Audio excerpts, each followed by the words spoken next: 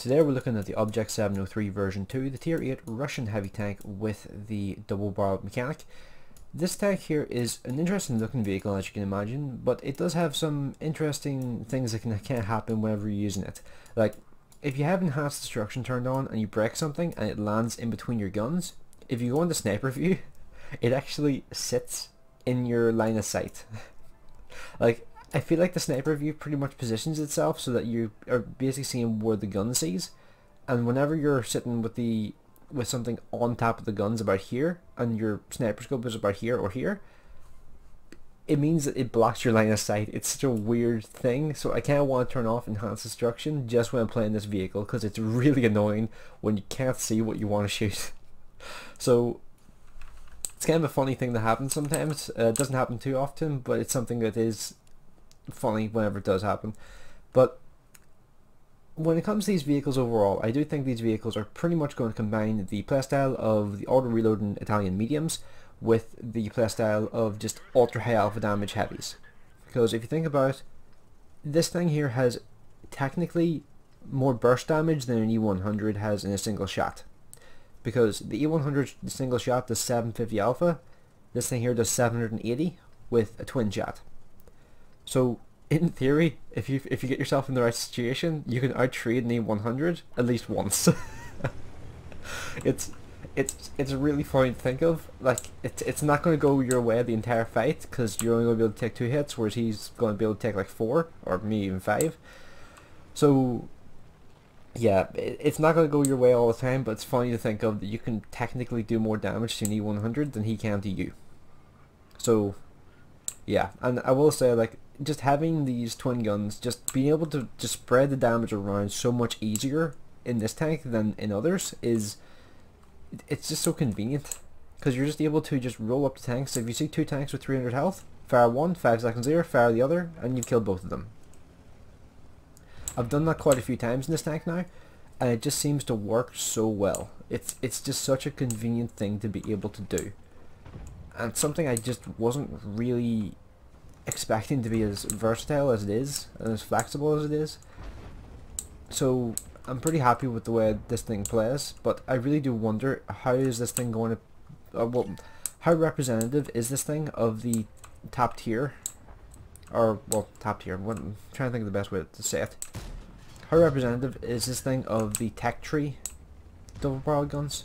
Because if it, like, I don't know if they're going to be better or worse than this thing. That's the problem.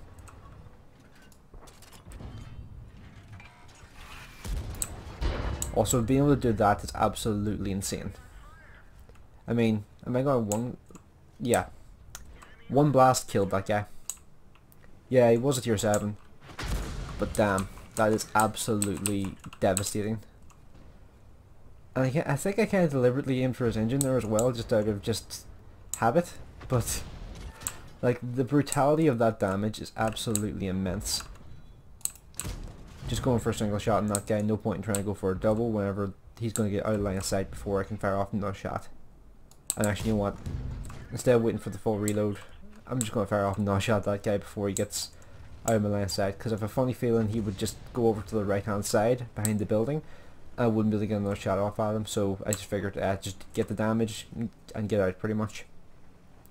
Because that's something I found that is very easy to do in this tank. If you're just firing double shots and you get used to the alpha damage that it provides, it's very easy to get intoxicated by that and just keep doing it and just getting greedy by it, or just getting greedy because of it, pretty much. Because it kind of makes you want to be greedy, because it just gives you such a nice boost in damage.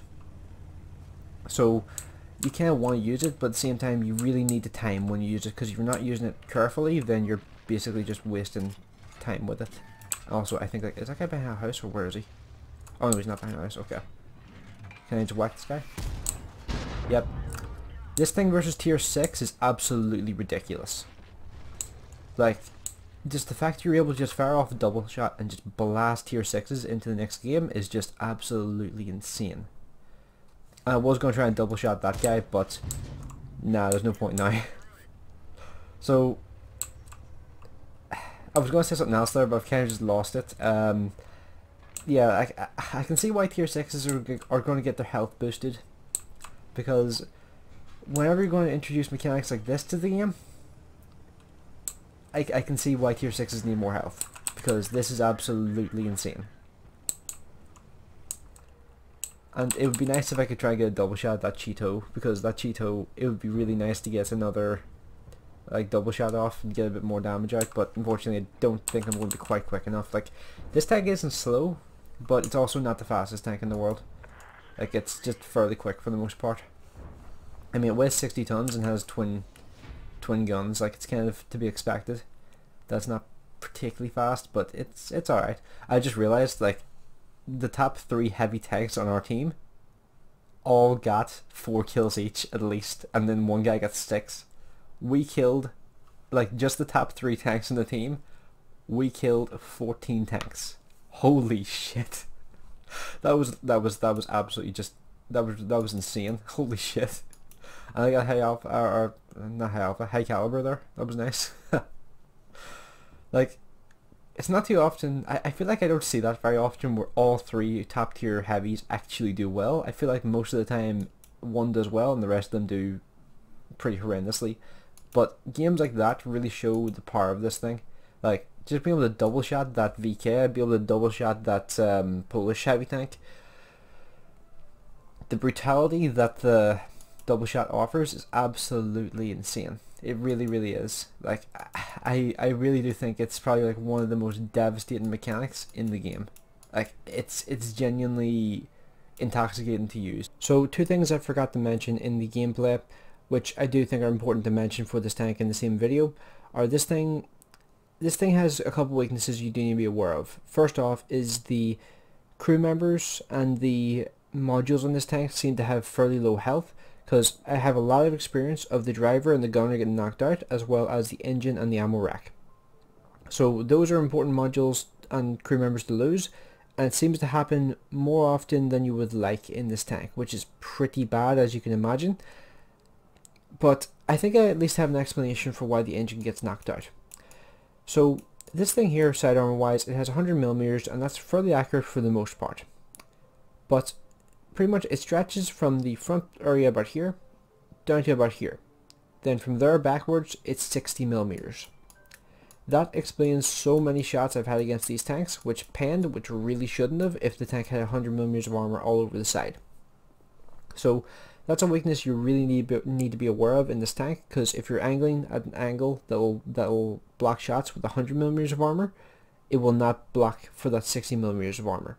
It's kind of like driving, I think it was, there's either medium or heavy in the American line, which has a very similar sort of layout, where it has thicker armor on the frontal part of the side armor, and on the rear part the armor gets weaker, so everybody just shoots the rear part.